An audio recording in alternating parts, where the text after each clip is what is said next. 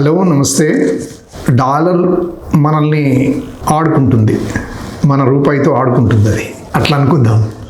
పెరిగితే మనకేంటి, తగ్గితే మనకి ఎందుకు అని అనుకుంటే, నేను ఒక పెన్షనరు డిపార్ట్మెంట్లో పనిచేసి 33 సంవత్సరాలు ఉద్యోగం చేసి ఇప్పుడు ఈ ఏజ్లో కొంత పెన్షన్ తీసుకొని హాయిగా నడుస్తూ ఉంది లైఫ్. డాలర్ రేటు పెరిగింది అనుకో, ఆటోమేటిక్ బాగా రేట్లు పెరుగుతాయి.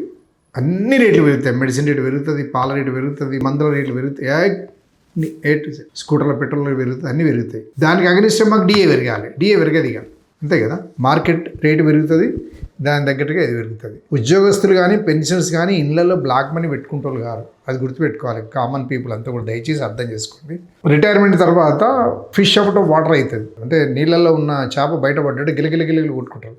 ఉద్యోగం లేకుండా నాన్ పెన్షనర్స్ ఏమనుకుంటారంటే, ఉద్యోగం చేసి జీతం తీసుకుని బయటకు వచ్చిన తర్వాత ఏంటంటే అప్పటికే సరిపోతాయి పైసలు. ఇవి రిటైర్మెంట్ తర్వాత రూపాయి జీతం వస్తే ఆటాన చారణ 20 పైసలు ఇస్తారు. 120 పైసలు మళ్ళీ పెన్షన్ వస్తుంది మనిషికి. అంటే ₹1,00,000 జీతం ఉంటే 50,000, అందులో సగం 25,000 కాకుండా 20,000 జీతం, 25,000 మధ్యన ఉంటుంది పెన్షన్. దానికి అంటే ఆ రోజు రిటైర్మెంట్ నాటికి ఏ ధర ఉన్నాయో దానికి 6 నెలలకు ఒకసారి డిఏ పెంచుకుంటా, కూరగాయల ధర పెంచినట్టు, మందుల ధర పెరిగినట్టు, పెట్రోల్ ధర పెరిగినట్టు తర్వాత అట్లా పెంచుకుంటూ పోతారు.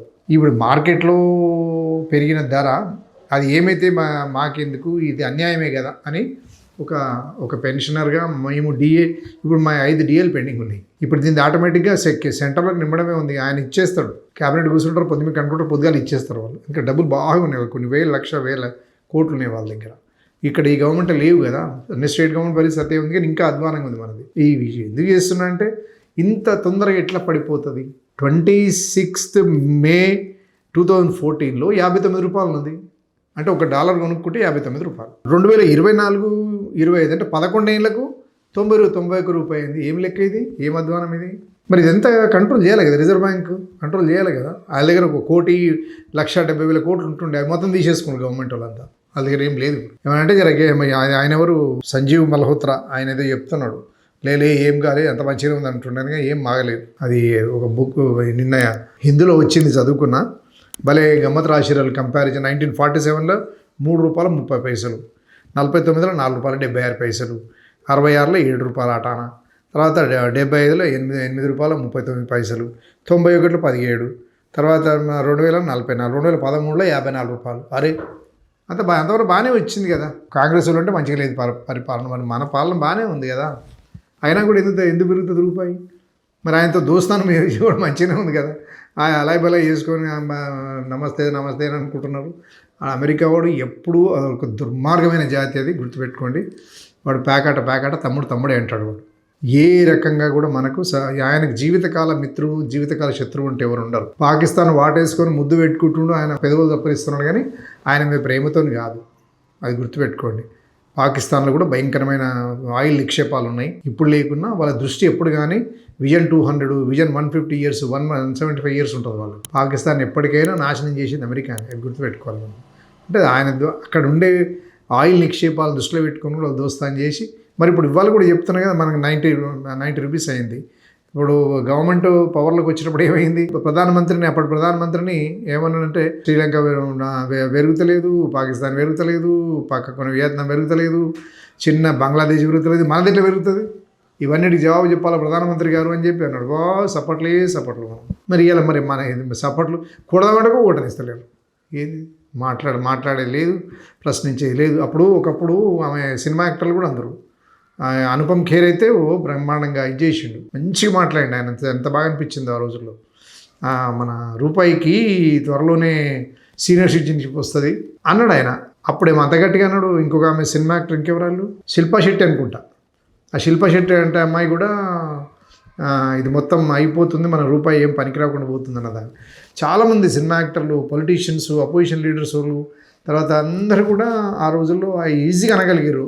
ఒక్కరు మాట్లాడతలేదు ఇప్పుడు. మరి ఏమైందో మనలాంటి వాళ్ళు మనం మాట్లాడాలి. అంటే అట్లీస్ట్ మనము we love our prime minister, we love our finance minister, we love our అంతా, అందరిని ఇష్టపడతాం, కానీ తీసుకునే నిర్ణయాలలో మనకు నష్టం జరుగుతుంది కదా. నాకు జీతం పెరగాలి కదా. ఇప్పుడు యాజ్ ఆన్ టుడే మరి ఇదైంది. మరి 2026 కల్లా బరాబర్ అవుతుంది. పెట్రోల్ అయితే యూపీఏ గవర్నమెంట్ కొత్తన్నప్పుడు ₹50 చిల్లర ఉండే ఎండింగ్లో. ఇప్పుడు మొత్తం 100 రూపాయలు మట్టం 50 నుంచి 100 రూపాయలు వచ్చిన మనం ఏం సపోర్ట్ చేస్తలేము. వాజ్పేయి రూపాయి పెరిగితే ఏది ఎడ్ల బండి మీద పార్లమెంట్ పోయింది ఆయన. సరే ఆయన వేరు, ఆయన ఎథిక్స్ వేరు, ఆయన మోరల్ అది వేరు. కానీ మరి ఏంటి పరిస్థితి, మరి ఏం చేద్దాం? ఇప్పుడు ఇంకొకటి ఏమైంది అంటే మన పిల్లలు అక్కడ చదువుతున్నారు అనుకో, ఇక్కడ పనిచేసే ఒక రైతు కుటుంబము, లేకపోతే ఒక రైతు కూలి కుటుంబము, లేకపోతే ఒక చిన్న రిక్షా కార్మికుడు, ఆటో కార్మికుడు, ఇటువంటి వాళ్ళు ఎవరైనా అమెరికా పోతే డాడీ ఒక $1000 పంపి అంటే ఇదివరకు 83,000 పంపి సరిపోయేది. ఇప్పుడు 91,000 పంపించాలి. తర్వాత ఇక ఆర్బీఐ అనేది అందరికీ అర్థం కాదు, రిజర్వ్ బ్యాంక్ ఆఫ్ ఇండియా కొద్దిమందికి అర్థమవుతుంది. కాబట్టి ఇప్పుడు ఇంకొకటి గొప్పతనం ఏంటంటే మనము ఎక్కడ చూసినా కూడా నిన్న కూడా తెలంగాణ గవర్నమెంట్ 5 లక్షల కోట్ల ఇన్వెస్ట్మెంట్స్ ఏదో అన్నాడు. కానీ 17,000 కోట్లు పెట్టుబడులు మొత్తం వెళ్ళిపోయారు వాళ్ళంతా. మరి వాళ్ళకి ఏమైందో అర్థం కాలేదు. మంచి స్టేబుల్ గవర్నమెంట్ కదా, మంచి స్టేబుల్, తర్వాత ఫుల్ మెజారిటీ గవర్నమెంట్గా అయినా కూడా వెళ్ళిపోతారు. వాళ్ళు వెళ్ళిపోయేటప్పుడు ఏం చేయాలి తెలుసా? వాళ్ళైతే ఎంత పెట్టుబడి పెట్టారో వాళ్ళకి అంత ఇచ్చేయాలనంట. ఆ పాలసీ అట్టది. ఇప్పుడు $1,00,000 కనుక ఇన్వెస్ట్మెంట్ చేస్తే $1,00,000 వానికి ఇచ్చేయాలని అంటున్నారు. మరి వానికి ఇవ్వాలంటే మన దగ్గర రూపాయలని వానికి ఇవ్వాలి కదా, అందుకని రూపాయి విలువ పోతుంది. అంటే కారణాలు ఒకటేమో వాళ్ళు వెళ్ళిపోను, తర్వాత మనకేంది, మనం ఆయిల్ కొనుక్కుంటాం, మనం వంట నూనె కొనుక్కుంటాం, తర్వాత మొత్తం ఎలక్ట్రానిక్ ఐటమ్స్ అన్నీ అక్కడి నుంచి వస్తాయి, బయట దేశాల నుంచి వస్తాయి. ఇప్పుడు నేను మాట్లాడుతున్న కెమెరా కూడా సోనీ, అక్కడ జపాన్ ఉంది. ఇప్పుడు ఇది ఒక కెమెరా, ఏది ఈ సెల్ ఫోన్, ఇది కొరియా పడిదట్. ఇవన్నీ విరిగిపోతుంటాయి మనకు. మన సొంతంగా ఏమి లేదు. 4వది, ఇప్పుడు చిన్న ఇండస్ట్రీస్ ఉన్నాయి కదా, ఆ ఇండస్ట్రీస్ మొత్తం మూతపడిపోతున్నాయి. ఎంఎస్ఎంఈ, స్మాల్ స్కేల్ ఇండస్ట్రీస్, ఇవన్నీ కూడా ఆల్ ఫార్మస్యూటికల్. ఒక డ్రగ్స్ కంపెనీలు మాత్రం మంచిగా 3 పూలు 6 కాయలని వాళ్ళు ఎక్కడికి పోతారో ఎవరికి కనపడతలేదు. అది పరిస్థితి.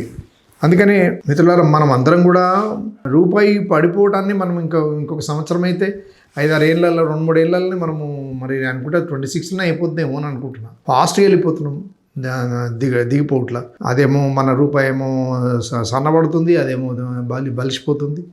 ఏం చేయాలో అర్థమవుతలేదు మరి. కాబట్టి మనం అందరం కూడా ఒకసారి పౌర సమాజం అంతా కూడా ఈ విషయం ఆలోచించాలి. దానివల్ల ఏం కాదు అనుకోవటానికి లేదు, చాలా నష్టపోతున్నాం మనం. మన ఇంట్లో ఉన్న $1,000 దానికి విలువ లేదు. ఇప్పుడు అది 900 అయింది. అది 40,000 పెన్షన్ వస్తే ఇదివరకు ఒకరు 5-6 వేలు ఉన్నా ఇంట్లో మిగులుతుండే. ఇప్పుడు 5-6 వేలు కూడా ఎగిరిపోతాయి, ఏముండయి. అంటే మార్కెట్ విలువలు అన్నీ పెరిగిపోతాయి, పెట్రోల్ ధర పెరిగిపోతాయి, కూరగాయల ధర పెరిగిపోతాయి, అన్నీ పెరిగిపోతాయి. దీన్ని దృష్టిలో పెట్టుకొని మనం అందరం కూడా ఏం చేస్తే బాగుంటుంది, యువకులంతా కూడా ఈ విషయం చర్చించుకుంటే సరిపోద్ది. మనం సొల్యూషన్ అనేది ఆటోమేటిక్ మెల్లగా వస్తుంది. ఈ వీడియో చూస్తారని, పరిస్థితి అర్థం చేసుకుంటారని, మన నాయకులకు ఎవరైనా కావచ్చు వాళ్ళకి తెలిసేలే డిబేట్లు చేస్తారని కోరుకుంటూ ధన్యవాదాలు. Thank you very much.